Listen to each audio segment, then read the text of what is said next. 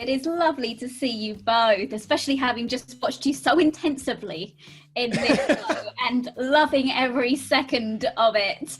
How intensively are we talking? When did you watch? I've been watching it full on. I've got like 20 minutes left of the last episode, so I will devour that afterwards. You both respectively have a lot of sex scenes. We won't say who with because that may be a spoiler, but you both respectively have a lot of them.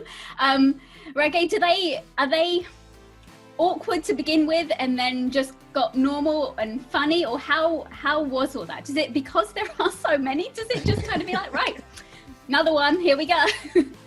You do get used to it, but I don't think it was that awkward to begin with. We were lucky enough to have a lot of preparation. We guided through with an intimacy coordinator, and so the scenes are just scenes. They're scripted like everything else. If the script is words or if the script is physical, you have a plan, you got a game plan, you know what you're getting through.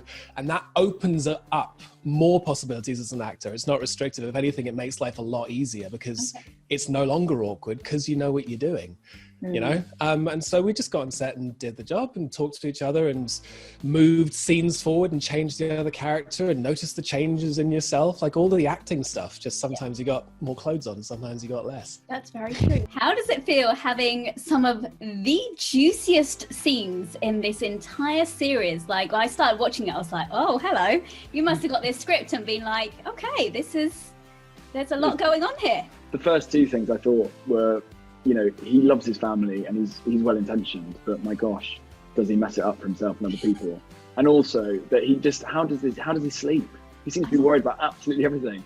So yeah, the idea of male mental health, I thought was my sort of on a post-it, just thinking about poor Anthony. The thing is, this is a super racy show. This is based on romance novels, and the sex is a big part of the books as it is a big part of the show. So I always tell people, like, you know, sit down and watch it with the family, but warn your granny beforehand, or apply her with Baileys to make her, you know, chilled out enough to not mind.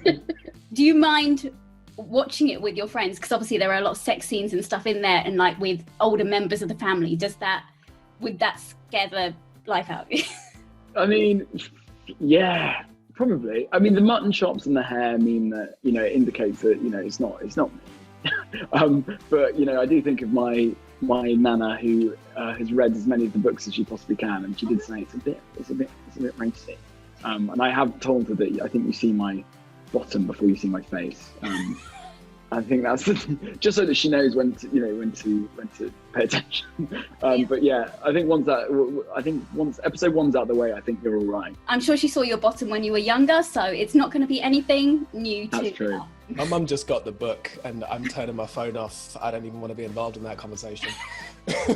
I don't know. I think it's just it's kind of a show for everyone. I think maybe not young children, but it's definitely a show for everyone in a way, almost everyone. And so I think my family will love it and sort of have loved it. So yeah, I also think they can separate me from Daphne, hopefully, because it would be a bit awkward to watch it together. I think we'd probably watch like the first episode and then just, you know. Yeah, obviously everyone wants to know who Lady Whistledown is in here. I think none more so probably than your two characters. Claudia, are you a good little investigator? If you had to, you know, investigate something like that yourself, would you be good at working this kind of thing out? No. I can safely say no. I don't pick up on much.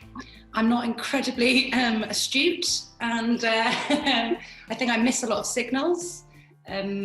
So I don't think I'd be nowhere near as sort of like determined as Eloise is to find, but Eloise is sort of in adoration of Lady Whistledown. Like, Eloise kind of wants to be Lady Whistledown. I bet she wishes, she was like, I want it to be me, you know?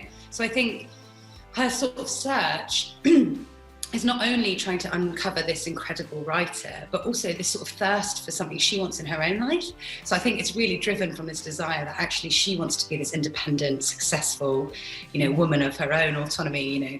So I think it's sort of driven by that, but I don't think I'd be as good. See, I thought everyone has those friends who's good at like finding stuff out. What about you, Nicola? Are you good? Like, you know, if you're dating someone, like you always have a friend who's really good at finding stuff out. Oh, I remember, well, it's funny, I used to live in Birmingham and I went to drama school. I remember there was a guy in a pub that we thought was really cute. And I was like, give me an hour. And I didn't know who he was. And I found him on Facebook within the hour. So maybe I would be good at finding out who Whistledown is. Maybe I'm the one. There you go. She's good.